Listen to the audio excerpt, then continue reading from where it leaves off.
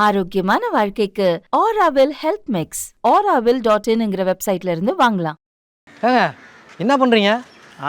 என் இடையா நான் என்ன பண்ணுவேன்? உங்கள் இடமா? ஏங்க கஷ்டப்பட்டு காசு போட்டு வாங்கினது நானும் உங்கள் இடம் சொல்கிறீங்க? ஓ அது நீ தானா? கேரு இதுலேருந்து அங்கிட்டு தான் உன் இடம், இது பூரா நம்ம இடம்.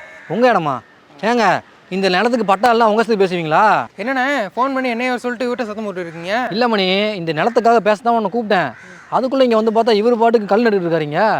இங்கே பாருப்பா, இதுவரையும் என் நிலங்கிறதுக்கு என்கிட்ட பத்திரம் இருக்குது. எதா இருந்தாலும் நான் கோர்ட்டில் பார்த்துக்கிறேன் போயா. என்னடா இப்படி பேச போகிறாரு மணி அவர்? சரி அவரை விடுங்க, நீங்கள் வாங்குனீங்க அண்ணே. இந்த இடம் எதுக்கு வாங்குனீங்க ஃபஸ்ட்டு? ஏப்பா என்னப்பா கேள்வி இது? எல்லோரும் எதுக்கு வாங்குவாங்க? வீடு கட்டணும்னா அப்படி தான் நானும் வாங்கினேன். அப்புறம் ஏன் ஆரம்பிக்க வேண்டியதானே? எங்கே சும்மா இருக்கும்போது ஆளுக்கு வந்து கல் நட்டுட்டு இருக்காங்க. இதில் வேறு பட்டா இன்னும் என் பேருக்கு மாற்றலை. வீடு கட்டினா இன்னும் பிரச்சனை பெருசாக என்ன பண்ணுவேன்? அதனால தான் பட்டா மாற்றிட்டு பண்ணலான்னு வெயிட்டிங்கில் இருக்கேன். அவ்வளோதானே. இப்போ தமிழ்நாடு கவர்மெண்ட் கூட ரீசெண்டாக ஒரு புது விஷயம் கொண்டு வந்திருக்காங்க. அதுபடி பட்டா கூட ஈஸியாக வாங்கிடலாம். அப்புறம் ஒரு நிமிஷத்து பட்டா அப்படின்னு சொல்லி ஒரு ஸ்கீம் இருக்குது. அதே மாதிரியே இப்போ ரீசெண்டாக தமிழ்நாடு கவர்மெண்ட் நிறைய பேத்துக்கு பட்டா தர போகிறாங்களாம் ஃப்ரீயாகவே.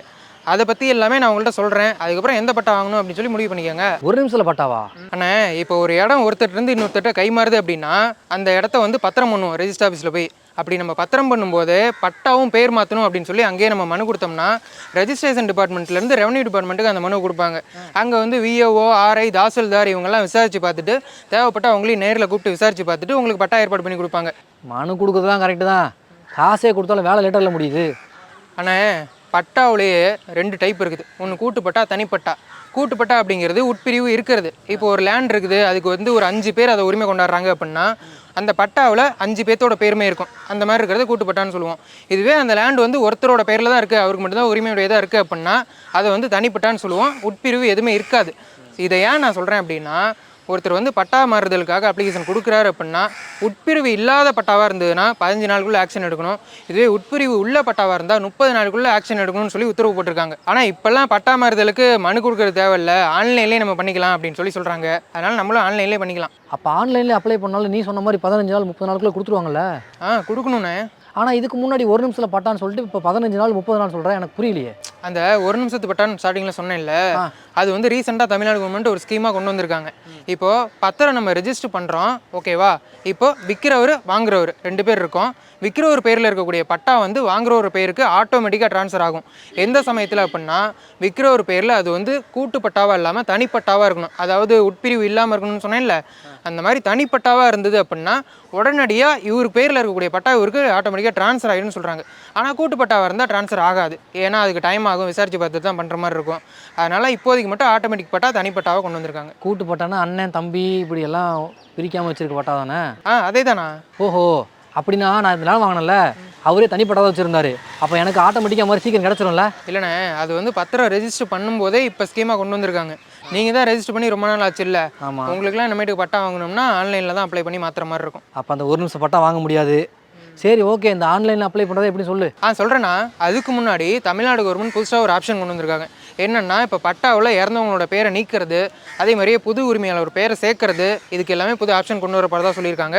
அதே மாதிரியே அப்படி பேர் திருத்தம் பண்ணுற அப்ளிகேஷன் வருது அப்படின்னா அதில் தாசில்தார் வந்து உடனடியாக நடவடிக்கை எடுக்கணும். அப்படி அவர் நடவடிக்கை எடுக்கிறதுக்கு கலெக்டர் அறிவுறுத்தணும் அப்படின்னு சொல்லி உத்தரவு போட்டிருக்காங்க. ஸோ இதே வெப்சைட்டில் தான் இ-சர்வீசஸ் அப்படின்னு சொல்லி சொன்னேன்ல, இதே வெப்சைட்டில் நம்ம பட்டாவும் அப்ளை பண்ணுவோம். e-services.tn.gov.in அப்படிங்கிற வெப்சைட்குள்ளே போய் பட்டா மாறுதல் விண்ணப்பிக்க அப்படிங்கிற ஒரு ஆப்ஷன் இருக்கும். அதை கிளிக் பண்ணோம்னா தமிழ் நிலம் அப்படின்னு சொல்லி இன்னொரு வெப்சைட்குள்ளே போகும். இப்போ அந்த வெப்சைட்டில் நீ என்ன பண்ணணும்னா ஃபஸ்ட்டு லாகின் பண்ணணும். லாகின் பண்ணுறதுக்கு பேர், மொபைல் நம்பரு, மெயில் ஐடி, இந்த மாதிரி பேசிக் டீட்டெயில்ஸ்லாம் கொடுத்தனா உன்னோடைய மொபைலுக்கு ஓடிபி வரும். அந்த ஓடிபியை கொடுக்கறது மூலமாக நீ அதில் லாகின் பண்ணிக்கலாம். அந்த மாதிரி லாகின் பண்ணி உள்ளே போனதுக்கப்புறமேட்டுக்கு உட்பிரிவு பட்டாவா, உட்பிரிவு இல்லாத பட்டாவா, கிராமமா, நகரமா அப்படின்னு சொல்லி கேட்டிருப்பாங்க. அதை நீ கரெக்டாக கிளிக் பண்ணனா அடுத்த ஸ்டெப்பில் ஒரு 6 ப்ராசஸ் இருக்கும். அதில் என்ன கொடுத்துருப்பாங்கன்னா இந்த பத்திர வகை, அவங்க அட்ரஸ்ஸு, அது மட்டும் இல்லாமல் எந்த சப் ரிஜிஸ்டர் ஆஃபீஸில் பதிவு பண்ண, இந்த மாதிரி டீட்டெயில்ஸு, அதுக்கப்புறம் பத்திரம் பற்றின ஃபுல் டீட்டெயில்ஸும் அதில் கொடுக்குற மாதிரி இருக்கும். உன் இடத்தோட புல எண், உட்பிரிவு எண், இந்த மாதிரி டீட்டெயில்ஸ் எல்லாம் கொடுத்துட்டு அதுக்கப்புறம் நீ ஒரு பத்திரத்தை வச்சு அப்ளை பண்ணியிருப்ப. அதாவது அது கிரைய பத்திரமா இருக்கலாம், இல்லாட்டி ஏதாச்சும் ஒரு சொத்து பிரிச்ச பத்திரமா இருக்கலாம். அந்த மாதிரி பத்திரத்தை எந்த பத்திரமோ அதை வந்து 3 MB சைஸில் அப்லோட் பண்ணணும். அதாவது ஃபைல் ஃபார்மேட்டில் அப்லோட் பண்ணணும். அதே மாதிரியே உன்னோட ஆதார் கார்டோட சாஃப்ட் காப்பியும் 3 MB சைஸில் அப்லோட் பண்ணணும். இந்த மாதிரி அப்லோட் பண்ணதுக்கப்புறமேட்டுக்கு ஃபைனலாக வந்து பேமெண்ட் ஆப்ஷன் அப்படின்னு சொல்லி ஒன்று கேட்கும். அந்த பேமெண்ட் ஆப்ஷனில் போய் ஆன்லைன்லேயே பேமெண்ட் கட்டிக்கலாம். அப்படியே அமௌண்ட் நம்ம பே பண்ணதுக்கப்புறமா அப்ளிகேஷன் கவர்மெண்ட்டுக்கு சென்ட் ஆயிரும். அவங்க விசாரித்து பார்த்துட்டு நமக்கு பட்டா போட்டு கொடுத்துருவாங்க. அவ்வளோதானே. இப்படி அப்ளை பண்ணோம்னாவே ஆன்லைனில் நமக்கு அழகாக பட்டா கிடச்சிரும். இதுக்கு வந்து ஃபீஸாக நம்ம 60 ரூபா மட்டும் கட்டுற மாதிரி இருக்கும். இதுவே உட்பிரிவு இருக்கிறது, உட்பிரிவு இல்லாதது, கிராமம் நகரம் இதை பொறுத்தும் கொஞ்சம் ஃபீஸ் மாறும். ஸோ அதை பற்றி நான் ஆல்ரெடி வீடியோ போட்டிருக்கேன். அதே போலவே ஃப்ரீ பட்டான்னு சொல்லி சொன்னேன் இல்லையா, அந்த ஃப்ரீ பட்டாவை பற்றி ஆல்ரெடி நான் வீடியோ போட்டிருக்கேன். நீங்கள் என்ன பண்ணுங்கள், இ-சேவை மையத்தில் போய் இன்கம் சர்டிஃபிகேட் அப்ளை பண்ணி வாங்கிக்கோங்க. ஏன்னா 3 லட்சத்துக்குள்ளே வருஷத்துக்கு இன்கம் இருந்தது அப்படின்னா அவங்கெல்லாம் எந்த ஒரு செலவுமே பண்ணாமல் ஃப்ரீயாக பட்டா வாங்கிக்கலாம் அப்படின்னு சொல்லி கவர்மெண்ட்டில் சொல்லியிருக்காங்களாம். அப்படியா? எந்த செலவுமே இல்லையாப்பா? ஆமாண்ணே, இதுக்குன்னே தனியாக ஃபார்ம் இருக்குதான். ஒவ்வொரு டிஸ்ட்ரிக்ட் கலெக்டருமே தாலுகா ஆஃபீஸ் மூலமாக விஓட்டை கொடுத்து ஆட்சேபனை இல்லாத அரசு புறம்போக்கு இடத்துல குடியிருக்கவங்கள்ட்ட அந்த ஃபார்ம் கொடுத்து 2 நாள்லேருந்து 3 நாளுக்குள்ளே ஃபில் பண்ணி வாங்கிடுவாங்களாம். அதுக்கப்புறம் 10 நாளுக்குள்ளே அந்த இடத்துக்கான லே அவுட்லாம் போட்டு ப்ராசஸ்லாம் பண்ணி முடிச்சிடணும் அப்படின்னு கவர்மெண்ட்டில் சொல்லியிருக்காங்க. சரி 10 நாளில் பட்டா தரதெல்லாம் இருக்கட்டும், எல்லா லேண்டுக்குமா பட்டா தராங்க? அண்ணே, நான் முன்னாடியே சொன்னேன்ல, ஆட்சேபனை இல்லாத அரசு புறம்போக்கு இடத்துல வீடு கட்டி வாழ்ந்துட்டு இருக்கவங்களுக்கு. இப்போ சென்னை, செங்கல்பட்டு, காஞ்சிபுரம், திருவள்ளூர் இந்த பகுதியாக இருந்ததுன்னா 10 வருஷத்துக்கு மேலே குடியிருக்கணும் அப்படின்னு சொல்லி சொல்கிறாங்க. இதுவே மற்ற மாவட்டமாக இருந்ததுன்னா 5 வருஷத்துக்கு மேலே குடியிருந்தா போதுமா. ஆனால் அப்புறம் இந்த ஃப்ரீ பட்டா கொடுக்கல ஒரு சின்ன கண்டிஷன். என்னது? இப்போது கிராமமாக இருந்தால் 3 சென்ட், சென்னை, ஆவடி, தாம்பரம் இந்த மாதிரி மாநகராட்சியாக இருந்தால் 1 சென்ட், இதுவே மற்ற மாநகராட்சி, நகராட்சி, பேரூராட்சி அப்படியா இருந்தால் 2 சென்ட் வரைக்கும் ஃப்ரீயாக பட்டா வாங்கிக்கலாமா. இதுவே அதுக்கு மேலே இடம் வச்சுருந்தாங்க அப்படின்னா கவர்மெண்ட் ரேட்டுக்கு என்ன விலையாகுதோ அதை கொடுத்துட்டு தான் பட்டா வாங்க முடியும் அப்படின்னு சொல்லி சொல்கிறாங்க. அதே மாதிரி இப்போ 3 சென்ட்டுக்கு மேலே வச்சுருந்தா அதை கவர்மெண்ட்டே டேக் ஓவர் பண்ணிடுறோம் அந்த மாதிரி சொல்கிறாங்க. நீ சொல்கிறதும் கரெக்டு தான், இல்லாதவங்களுக்கு பட்டா கொடுக்குறாங்க. சரி, ஆனால் முன்னாடியிலேருந்து ஆட்சேபனை இல்லாத புறம்போக்கு நிலங்கிறியே, அது என்ன? அதுக்குன்னே கவர்மெண்ட் ஒரு லிஸ்ட்டே கொடுத்துருக்குறாங்கண்ணே. இப்போ வந்து வகைப்படுத்தப்பட்ட, வகைப்படுத்தப்படாத நிலம், அதே மாதிரியே இந்த கிராமத்திலாம் சொல்லுவாங்க கல்லாங்குத்து, பாறை, கரடு, இந்த நஞ்ச புஞ்சை, கவர்மெண்ட்டோட நஞ்ச புஞ்சை, அதுக்கப்புறமேட்டுக்கு அனாதீன இடம், இந்த மாதிரி பெரிய லிஸ்ட்டே வச்சுருக்குறாங்க. நம்ம இடம் வந்து எதுக்குள்ளே வருது அப்படின்னு சொல்லி நம்ம ஊர் விஓ கேட்டு தெரிஞ்சுக்கிட்டோம்னா கரெக்டாக இருக்கும். இதுக்குன்னே கவர்மெண்ட்டில் சிறப்பு வரன்முறைப்படுத்தப்பட்ட திட்டம் அப்படின்னு சொல்லி கொண்டு வந்து, நான் முன்னே சொன்னேன்ல, வர டிசம்பர் மாதம் வரைக்கும் இந்த திட்டம் அமலில் இருக்கும். இதுக்குள்ளே பட்டா வாங்கிக்கிறவங்களாம் வாங்கிக்கலாம் அப்படின்னு சொல்லி சொல்லியிருக்காங்க. அண்ணே, உங்களுக்காகவே ஸ்கீமை கொண்டு வந்துருப்பாங்க போல.